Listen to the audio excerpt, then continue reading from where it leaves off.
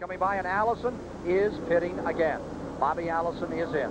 Here's Dave Despain. Here in the STP Pit Communication Center, Ken, there is more to that Bobby Allison story. His first stop under the yellow flag was because the engine had begun to skip.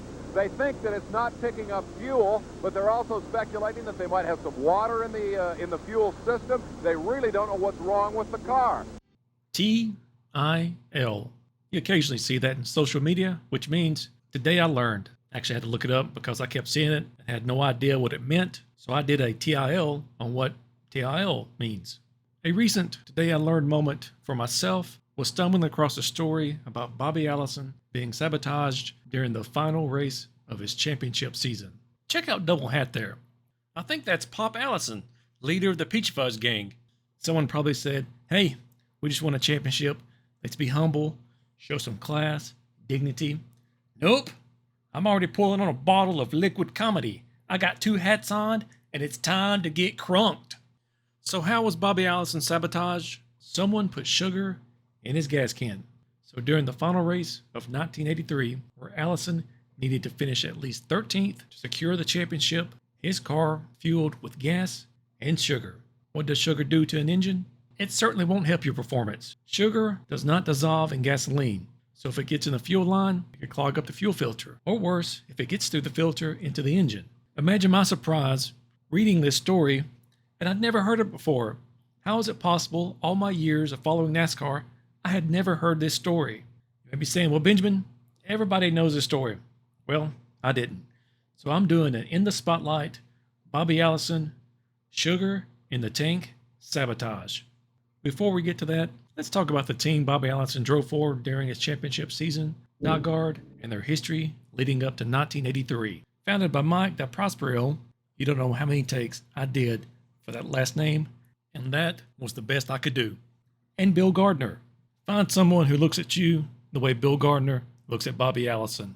That joke is played out. What do you mean that joke's played out? They began competing part-time in 1973 with Bobby Allison's younger brother, Donnie, who drove the 59 car before switching over to the number 88. Donnie Allison would continue the part-time schedule through 1974 and into 1975 until management got tired of being beat by this one particular driver. Bill Gardner owned DieGard, and here I am, a ragtag, one-car operation, and I outran him a lot. In this particular race, the 4th of July race at Daytona, I passed Donnie on the last lap to finish 3rd or 4th, and it made Bill Gardner so mad that he fired Donnie. And his brother Jim ran the race team. And so Bill Gardner said, I don't know who, I'm tired of that kid outrunning me. I want you to hire him. So Donnie Allison got the boot, replaced by Darrell Waltrip, who not only brought his sponsor, but his cars as well. DieGard's first win came in Waltrip's own car, just repainted with the DieGard scheme and number. DieGard went full-time in 1976 with Waltrip in the classic 88 Gatorade car. In 1977, things began to really take off. Robert Yates working on the engines, and Buddy Parrott placing David Iff crew chief during the season. Waltrip would win 6 races. 1978 would be another stellar year with 6 wins again. However, things began to unravel behind the scenes. Waltrip looked for an exit, wishing to drive for Rainier Racing. This move was blocked by Bill Gardner. And to everyone's surprise, Waltrip signed a new 4-year contract with DieGard. 1979 was an even better year. 7 wins, Waltrip would finish second in the championship, 11 points behind Richard Petty. Several mechanical failures throughout the season not only frustrated Waltrip, but prevented him from winning his first championship, which he made sure to air out in the media. Again, Waltrip tried to exit DieGard, this time for Penske, but again, he was blocked by Bill Gardner. Despite winning 5 races in 1980, by the fall Charlotte race, Waltrip and DieGard had reached an impasse. Waltrip, never shy about voicing his displeasure to the press, stated he would never win a championship or progress as a driver as long as he drove for DieGard. DieGard countered, stating Waltrip had purposely overdrove some of their engines, costing them a chance to win a championship. Adding more fuel to the situation, Junior Johnson, who made it known he wanted Waltrip to drive the 11 car for the 1981 season. With a chance to drive the dominant car of the late 70s, Waltrip was highly motivated to get out of his DieGard contract. But there's even more to it than that. There is quite a controversy brewing here between Darrell Waltrip and his team owner. He has said that he doesn't want to drive for the team any longer. Is that Radar O'Reilly? What is this? After MASH?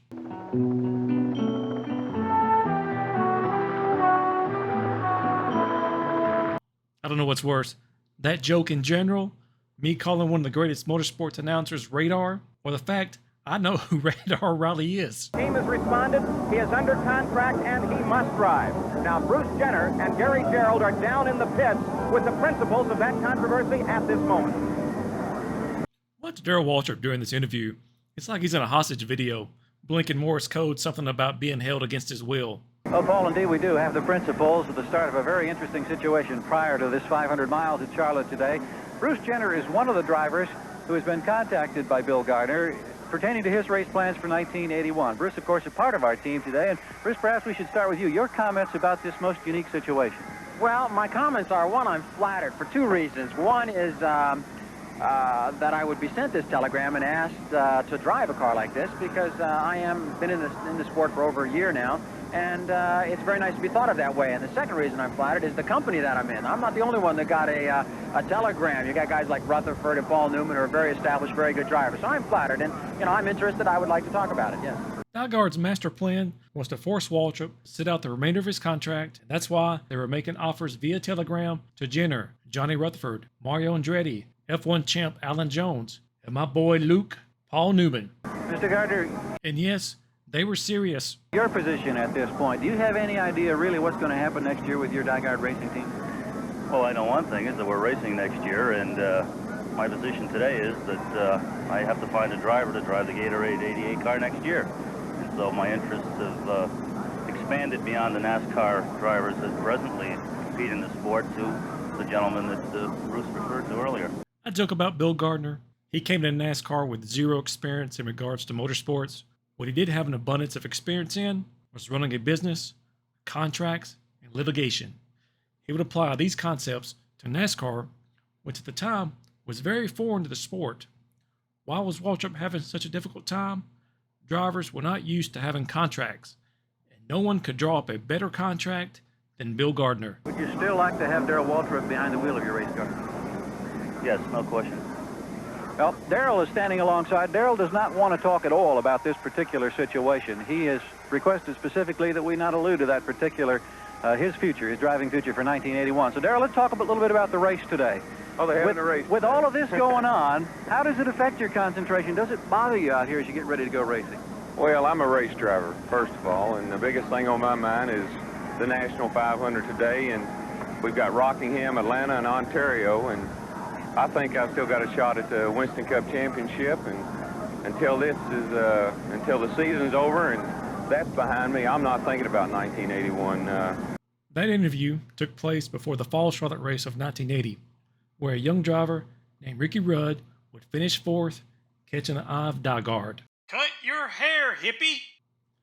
Waltrip eventually got a number from Bill Gardner, the amount it would take to buy out his contract, $325,000. That's what Darrell personally spent to exit Nygaard. He would be replaced by Ricky Rudd. I guess Paul Newman was busy. My boy Luke says you can eat 50 eggs, you can eat 50 eggs.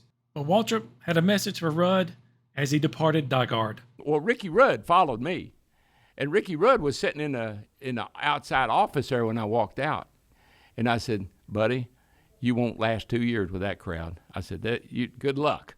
After 6 straight years of winning, 26 wins during that time, Nygaard went winless for 1981. Rudd had a good season, 14 top fives. It's nothing to laugh at, but Nygaard opted to part ways with Ricky Rudd. So I guess Darrell was right. No, they didn't try to bring in Burt Reynolds or John Belushi or Magic Johnson to replace him. Instead, they got Bobby Allison. 66 wins, second in the championship 4 times. He just finished second in 1981. They landed a big name for sure. Now, Nygaard already had a relationship with Bobby Allison, not just through Donnie Allison, but you remember that 59 Chevelle they drove in 1973, the first car they ever raced? That was built by Bobby Allison in his Hueytown shop.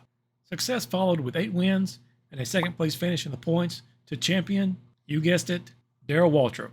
They had to grind Bill Gardner's gears a bit. This was Nygaard's second time finishing second in points. It was Bobby Allison's 5th time to finish second in the points. I know they say you got to lose a championship before you learn how to win a championship. Good grief, how many does he have to lose? Is Bobby a slow learner or something? Finally, talk about bearing your lead. We arrive at the final race of the 1983 season, Riverside. Now sporting the number 22, sponsored by Miller High Life. Bobby Allison, 6 wins, 18 top fives, and a 64-point lead going into this race. A 13th place finish or better would give him his first championship.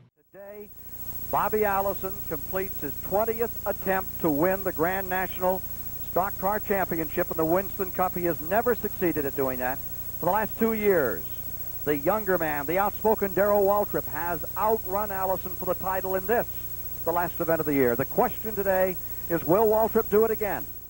Bobby Allison has been chasing the Grand National title for 23 years. Bobby? Just as the reporter leans in, asks his question, Bobby fires up the engine. The light at the end of the tunnel has never been brighter than it is today for you. What's going through your mind? Are you thinking about the championship? Yeah, Gary, I got a copy on you. That radio's working okay.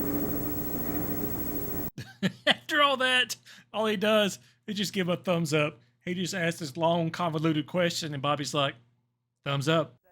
And we have the report now from NASCAR that within a couple of laps, they will know if they're going to turn them loose. Rain would be a factor all day and had delayed the start of the race by 1 hour. Darrell Waltrip was not going away quietly. I doubt anyone has ever used the word quiet and Darrell Waltrip in the same sentence before, but there it is. Waltrip was on pole, Bobby Allison started 6th, and a little-known red-headed driver from Georgia named Bill Elliott started 10th. If there ever was a road course meant for stock cars, Riverside would be that track. It was a bit before my time, as I've gone back and watched several races from Riverside. It put on a heck of a show. Dave Despain, break it down for us. These cars contest. They are stock cars. They are oval track racers 28 times a year. Twice a year they come to Riverside and do battle on a 2.6-mile twisting course that is an absolute torture test for car and driver. Let's take a look at how it works. Start-finish line here. That's where they'll take the green flag. We don't know at this moment when they will take the green flag. They move from there down into this difficult area called the S's. This is alien territory for stock cars. It's a succession of left and right-hand turns, and they just don't turn that way anywhere but here at Riverside. You're going to see a lot of people try to make a straight line out of this. You'll see a lot of people running in the mud on this part of the racetrack. They are trying to get successfully to the entrance to turn 6. Again, a right-hand turn, a hard, tight right, and it's another difficult stock car maneuver. Moreover, this is a dangerous place. It was the last corner in the life of the great Joe Weatherly, who was killed here in 1964.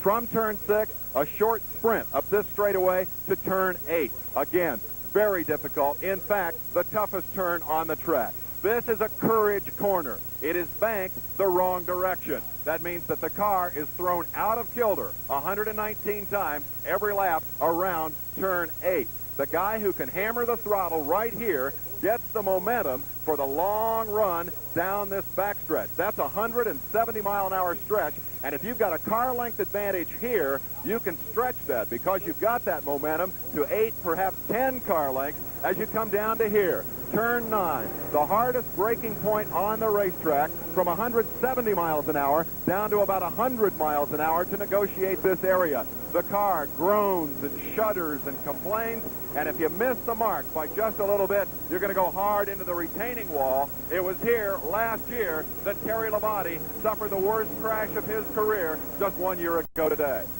Around turn 9 to start finish, our STP Pit Communications Center is located right here on this side of the track, high above Riverside International Raceway, anchor booth, and our post today for our Ken Squire and Cale Yarborough. Coming down for the green flag, Harold Kinder has it in hand. And now Jerry Long of R.J. Reynolds drops the green flag, and we are underway. On the break, Rutman in a third. Rutman loves this track. You must stay on the asphalt. If you get off, it will trap you like quicksand today. Darrell Waltrip will get away clean on the start and hold the lead for the first 31 laps. As they wheel down for 118 laps, it is car number 11, Waltrip, in the position he must be in. And remember, Allison can win the championship if he finishes 13th. But the story here is the last 3 times he has finished no better than 16th. 22nd, 16th, and 27th. Bobby Allison would have to make an unscheduled pit stop for a flat tire, dropping him down to 19th. We work on lap 10 of this race. We have a report of an unscheduled pit stop coming. The leader is coming to the pits. The leader is coming to the pits. Let's try to get a further report on that. And it's not the leader, of course. It is Allison who's come in. From Dave Despain's vantage point, he couldn't see him pulling out of pit road, number 22. Allison, the fifth-place car, is in, and they're changing rubber and sending him back out, and he's falling back in the field. Several drivers would have issues with flat tires early in the race. It was believed that maybe the rain had washed some debris on the track. 72 winner of the event, Richard Petty, 7-time national champion, in for an unscheduled stop, and he's back on the track. Cale, what do you think? It's got to be debris on the racetrack, Ken. You know, there are a lot of valleys in this racetrack, and when it rains here and the water just flows over the racetrack a lot of places, and evidently there's rocks and... Bobby Allison had to pit again for another flat tire. Bobby Allison is in another time. He will fall further back in this incredible development as you watch it live on Superstation WTBS from Riverside, California. Bobby Allison has his work cut out. The latest report was that he was running in the 27th position. 16 laps complete. Not looking too good for Bobby Allison as he stuck back in 27th, having 2 unscheduled pit stops. Darrell Waltrip, as all the other drivers have had issues around him, has had 0 issues and continues to lead the race. It didn't happen. Benny Parsons is still very much on the charge, but one of the stories we really need to follow today. Watch these 2 shady characters. It's like, hey, Dave, give us a heads up if you're bringing the camera over here. Oh, out of the way. Oh, let me get out of the shot. The reason he started in 26th spot is that he blew an engine in first day qualifying. Darrell Waltrip, the only chance he has of overtaking Allison in that season-long battle for the Winston Cup, he needs to lead the most laps today and win the event. Doing so, Waltrip would come up with 185 points. Allison would have to finish 14th or worse without even leading a lap, and he hasn't led a lap. Now, should such a 14th place finish happen for Allison, he would earn 121 points to tie Waltrip. And in case of a tie, you go back to the number of wins. They're both tied at 6 wins. So then you go back to second place. I don't know where you go from there, Ken. It's complicated. Second place, Cale, and Waltrip would win it because he has 8 second places and Bobby only has 5. Now there's Bobby Allison. You're looking at car number 22, the white and red car, running in the 16th position.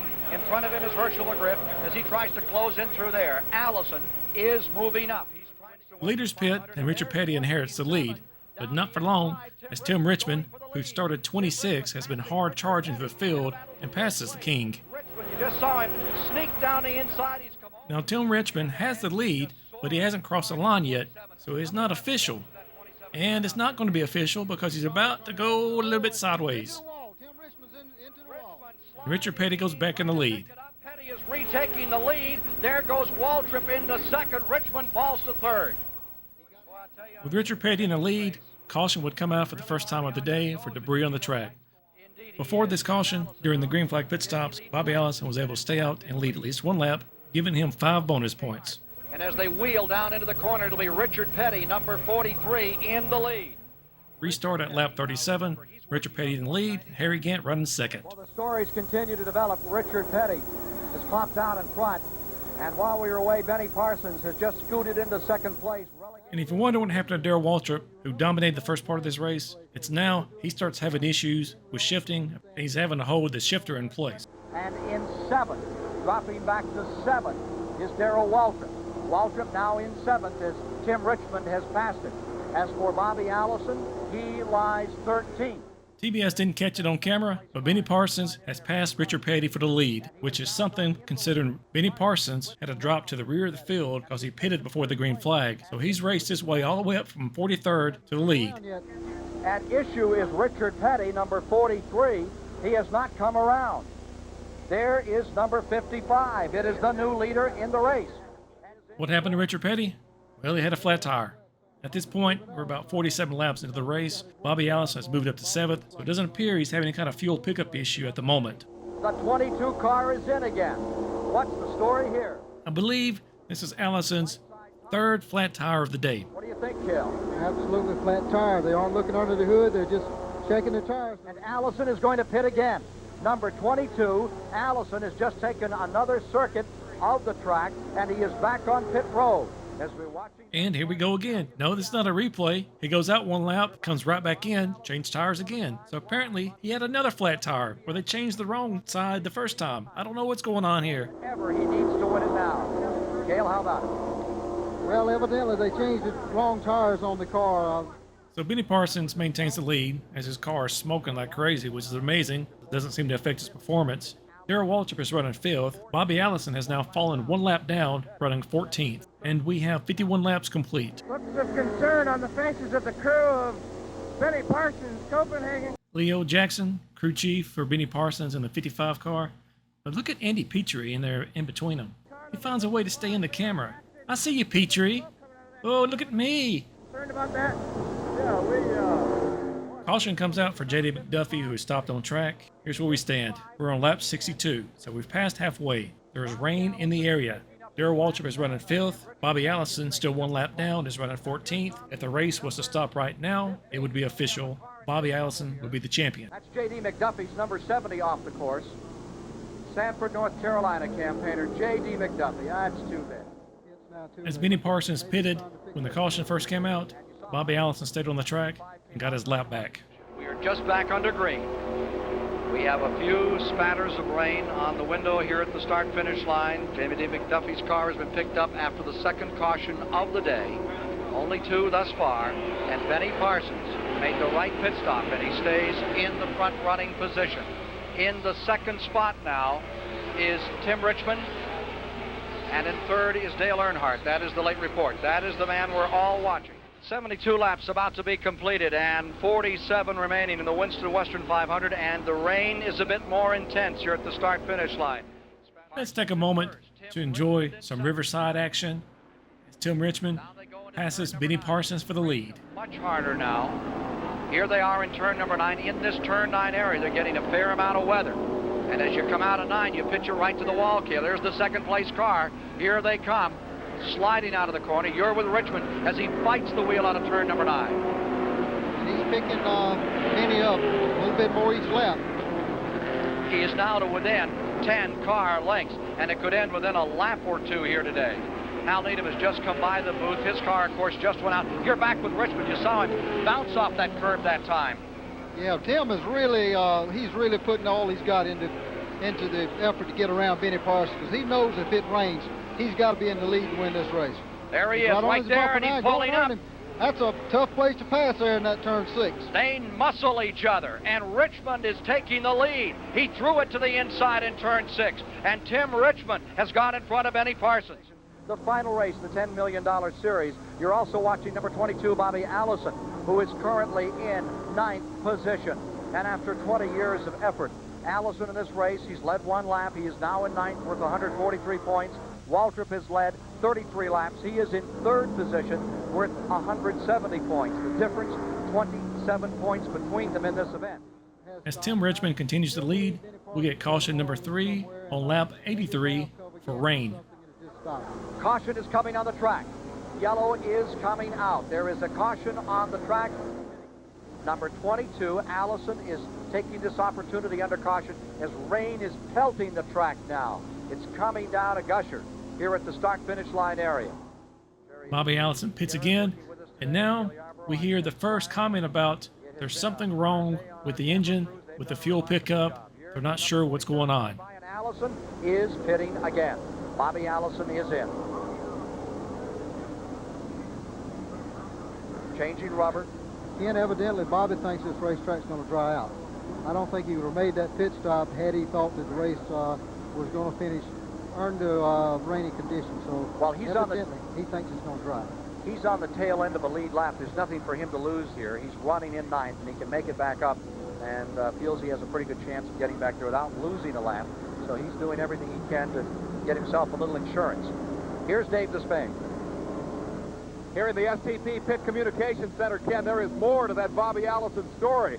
His first stop under the yellow flag was because the engine had begun to skip. They think that it's not picking up fuel, but they're also speculating that they might have some water in the fuel system. They really don't know what's wrong with the car. They made the second stop in order to get new tires, but there is an apparent problem for Bobby Allison. Obviously, he's got to finish this race to clinch that championship. The rain has stopped. Cale's speculation that they may well run this race some more, or that at least Bobby Allison thinks that, is probably very true. The rain has stopped here. The key may be an engine problem for Bobby Allison. Back to the top. So they decide to red flag the race because of the rain. At fifth spot, Neil Bonnet. Neil picked up some sagebrush on the front of his car. They pull the red flag, so you got cars out there on track under caution. They're out there for several laps with cars pitting at different times. At one point, you had Dale Earnhardt in the lead, but then he pits. Eventually, as it all shakes out, you got Tim Richmond in first. Bobby Allison, who pitted before the caution came out, gets to move up to third, and Darrell Waltrip second. Jerry Garrett has been in the Bobby Allison pit, where that fuel system story continues to be very interesting. What's going on there, Jerry? Well, Dave, they've got the entire fuel system, every part you could need from the fuel tank all the way up to the carburetor laid out there on the ground, ready to change if they have to, if this fuel problem recurs. If you've never seen a restart at Riverside, they do it coming out of turn 8 on the backstretch, not at the start-finish line. So they go flying past the pace car as he's waving a green flag. It's race on. Pace car is still on the track as cars are flying by. We're ready for a restart. And we have it. And Waltrip in the 11 goes down through the speedy dry, and he's taking the lead.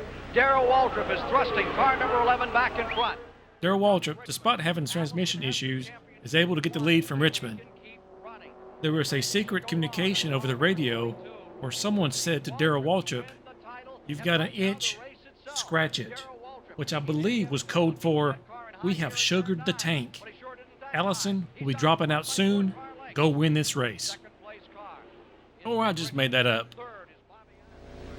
Front three all together. Let's see. Apparently, someone forgot to tell Tim Richmond and Benny Parsons to scratch the itch. As they slide out of turn 6 and head for turn 8. And here comes Richmond back on the inside as they go into turn number 8. Tim Richmond goes back in front.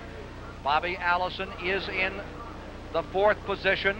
Darrell Waltrip now back to 2nd, and in 3rd, number 55, Benny Parsons. The front 4 down that long back straightaway. Another time, here comes the horsepower of the Junior Johnson, number 11, being matched by the number 27. The tank behind him, it is Bobby Allison, Junior Johnson looking stoically on. Still another lap. Now, they haven't talked about Bill Elliott much today, hardly at all.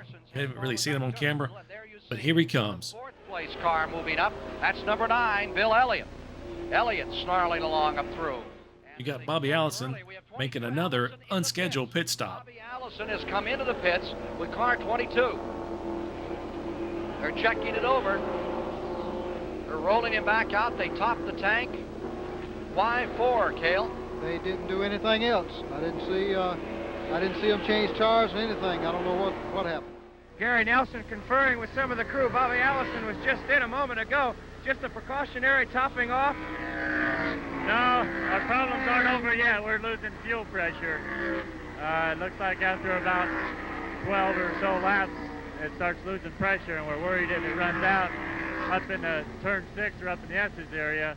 So you got Bobby Allison running 9th, the last car in the lead lap. Darrell Waltrip makes one last push to take the lead from Tim Richmond as it began to rain again. And now here goes Waltrip in the lead. Darrell Waltrip down the inside, and caution is coming out. They're wheel to wheel. They're racing back to the line. This could decide it. There is rain on the track. Waltrip was told to go for it. Here comes 27 back. They're racing out of the corner. They're sideways. Waltrip is sideways. Benny Parsons going to win the race. Parsons is coming down. Number 55, Benny Parsons, is across the line to win it. If it stops here, they've just gone under caution. Waltrip and Richmond have taken each other out coming out of turn number 9. It's raining hard. I don't think they're going to get another lap in. So caution comes out, and as you heard, it sounds like Benny Parsons has won this race. It's one of the most loved individuals in the garage. Let's go ahead and call this race off. And as those two looped it, here's Waltrip across the line. They are still running. Even Benny Parsons thinks he's won this race as he's waving to the fans. Now, it looks like what happened between Waltrip and Richmond. They both got in really hard into the turn, but the track was wet. Richmond wants it back. Yeah, Richmond got underneath Darrell, and it was raining hard down there, so I don't think either one of them had that much control. They just got into each other and both spun out, and that's the mud I was telling you about earlier in the show. We're under caution for 2 laps, and they decide, let's go back green. When nobody thought there's any way they could restart this race, there's Bill Elliott ready to pounce. They're getting it back underway, but it's a delight to see it come down this way. They had rain on the track. They're going to go back one more time to green. There's Elliott in second. He may win that first race. It may happen yet. You'll see it live on WTBS if Elliott in number 9 wins for the first time. And there's the pace car green flag, and off they go down the backstretch again. Some kind of dash to the end. I guess we are. They are back underway. This is it, the final laps of the Winston Western 500 down into turn number 9.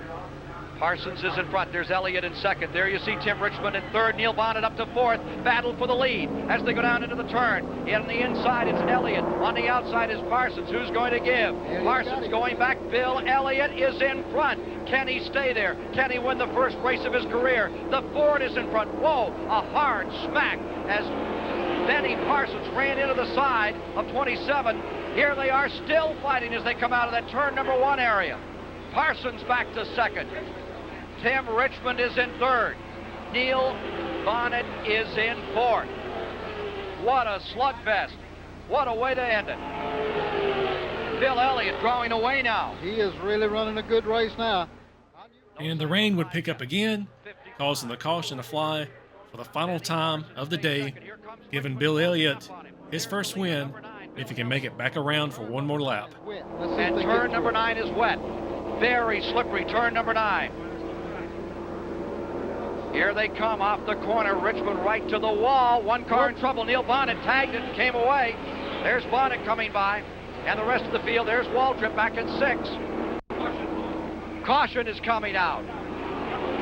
Caution is coming out. What a turnaround. Elliott in front. Yellow is on the racetrack. But they can race all the way back to the flag. That is correct. They will come all the way back around. 2.6 miles left and one more time through turn number 9.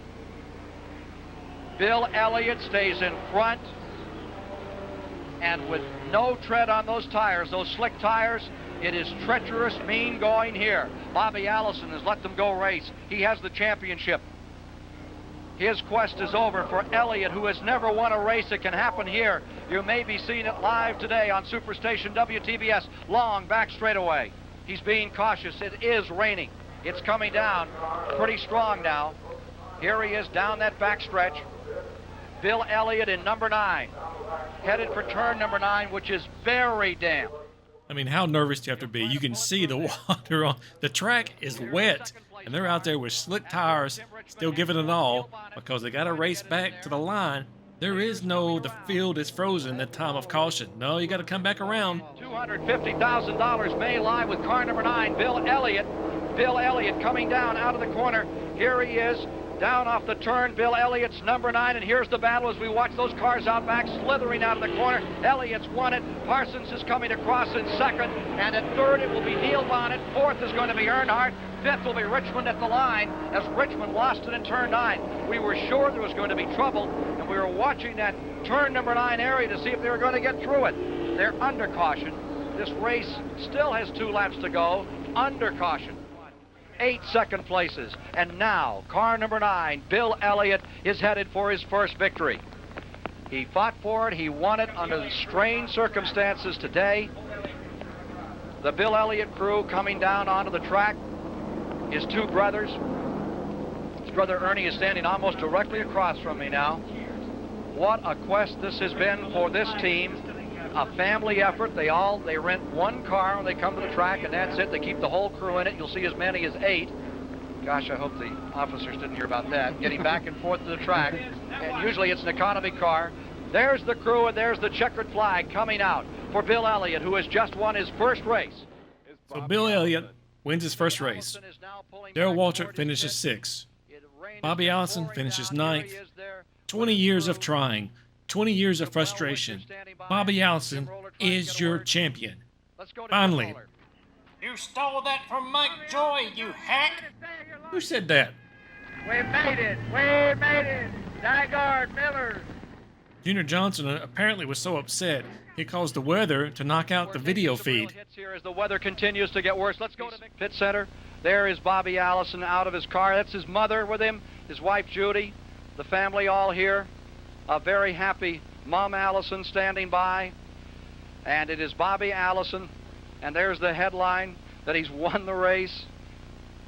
Such a long quest and such a marvelous finish. Now the aftermath. A few days later, Bill Gardner gets a call from Gary Nelson. After tearing down the engine, they discover sugar in the fuel tank, fuel line, fuel filter, and even the carburetor. Shortly after this, Gardner receives a call from Bill France Jr., who was aware of sugar in the fuel and asked him not to pursue this issue any further because it would be bad for the sport. Bill Gardner agreed. Besides, no harm. Allison still won the championship. Gardner then asked Bill France Jr. what would have happened if Bobby Allison had fallen out of the race and Darrell Waltrip passed him in points. Bill France Jr. said he would have given the championship to Darrell Waltrip. Wow, this would have given Darrell his third straight championship. The second time Junior Johnson had won 3 in a row as an owner, having previously done it with Cale Yarborough. Bobby Allison, good grief. Just imagine if that had happened. When talking about Bobby Allison, common topic is the number of wins he has. Most agree he has 85. Some even say he actually has 86. All of that would have been trumped had he lost this championship. You know, Bobby Allison actually has 85 wins. Wait, hold on a minute. He actually has 86. Oh yeah? I got something even better. He's actually got a championship. He was sabotaged in 1983. I've never worked on pit road. I don't know some of these procedures, but according to Bill Gardner, the gas cans were guarded by Union Oil and NASCAR. Does this mean NASCAR issues the gas cans before the race? Do they keep them under guard? What I do know, the teams have 4 gas cans. 2 are used during a pit stop if the car is empty. After the stop, a crew member loads the 2 cans that were just used on a cart, takes them to a fuel pump or a tanker located nearby to be refueled by a NASCAR representative. Before we go any further, let's take a look at these 2 news articles. UPI Archives, December 7th, 1983. NASCAR champion Bobby Allison rushing to keep dinner engagement with President Reagan at the White House. Will Bill France Jr. tear down this wall? Does not take seriously the sugar in the tank situation that could have cost him the Grand National title. It could have been an overzealous fan that got carried away in the tight race for the championship, said the 47-year-old stock car driver. Think about that. Bobby Allison was 47 years old when he won his championship. It would be a pretty bad thing to have to pick out somebody that we know who could do a thing like that.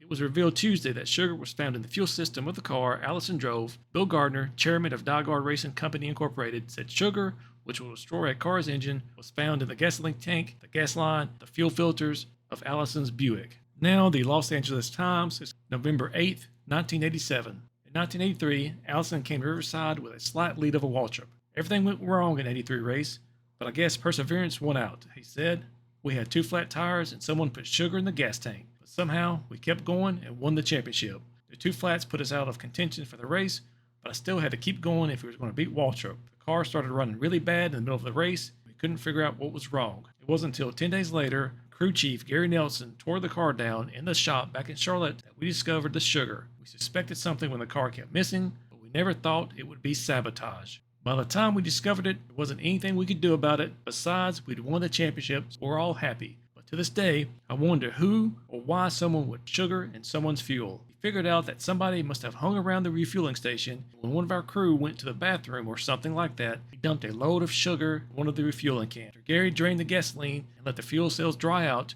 there was enough sugar left to sweeten up a lot of coffee. Somebody didn't want us to win the championship, that's for sure. I guess I ruffled a lot of feathers during the years. I've always been sort of a maverick outsider among all those Carolina boys, but I don't know who could have wanted me to lose that bad." Now we get into the theories. Bill Gardner and Bobby Allison have stated they believe someone slipped sugar into a gas can. Bobby thinks maybe while they were getting refueled, the team member just stepped away, leaving the gas can unattended, and someone loaded it with sugar. That's a bold move, Cotton. Gotta be a lot of people around to see that. The majority of the time, cars pit together, so afterwards a pit crew member from each of the teams make their way to the fuel pump. So you're waiting in line with several other crew members from the other teams, meaning there are a lot of people just standing around a fuel pump. Very difficult to slip some sugar in. However, if you recall, Bobby Allison had several unscheduled pit stops during this race, meaning he was way off sequence with the other drivers. It's possible, yes, that when a crew member went to the pump, there were not too many other crew members around waiting in line. So, as they stated, maybe an overzealous fan got access, crew member was distracted, or he wasn't near the gas can. Now, let's think about this for a moment. What if the sugar was already in the fuel cell before the race even started? He was pitting so often early in the race, filling the tank up each time, that maybe it kept it diluted enough not to affect his performance. When he finally had a long run, fuel ran low, tank is sloshing around as you go left, right on a road course, sugar then began to work its way into the fuel line, and we began seeing performance issues, meaning somebody was sneaking around the garage late at night, broke in, and sabotaged his fuel cell. The only driver who would have benefited from Bobby Allison falling out of this race was Darrell Waltrip. The worst Allison can do at Riverside was finish second at points, no matter what happened. Yes, there was a history between Dygard and Darrell. Even Dygard and Junior Johnson, who Bill Gardner shut down with threats of litigation in 1980 when it became known he wanted Darrell to drive the 11 car. There is even history between Bobby Allison and Junior Johnson. They did not part ways on good terms after Bobby drove for Junior in 1972. Never mind, Bobby Allison and Darrell Waltrip weren't the best of friends. When Bobby Allison was asked once who he wanted to beat the most was it Richard Petty? Was it David Pearson? Was it Cale Yarborough? No. He said Darrell Waltrip. So, you have a lot of people with motives to sabotage Bobby Allison. Before I started making this video, I was under the impression that sugar in your gas is like a grenade to the engine. Not so much. It can be an expensive fix, but will it destroy your engine? No. What struck me as funny while researching this topic, apparently sugar in the gas was very effective back in the 1940s and 1950s with the mechanical fuel pumps of that time, often used by moonshiners to disable a rival's car. I only know one moonshiner, the most famous of them all. The last American hero. After saying all that, who did it? I have no idea. I know you're thinking, Benjamin, we've come all this way and you're not even going to tell us who did it? I don't know. An overzealous fan seemed like the most plausible explanation. I don't think someone with Junior Johnson or anybody associated with Junior Johnson's team would have purposely done this. Maybe I'm just naive. It's just hard for me to believe that Junior Johnson was sitting on pit wall like John Kreese. Sugar the tank. You have a problem with that? I just can't believe that. Unfortunately, we'll never know. Bobby Allison won the championship, so there was no need to investigate, and I doubt anyone will be coming forward 40 years later with any new information. It'll just fade into legend. That will do it for this In the Spotlight, Bobby Allison, Sugar in the Tank, Sabotage.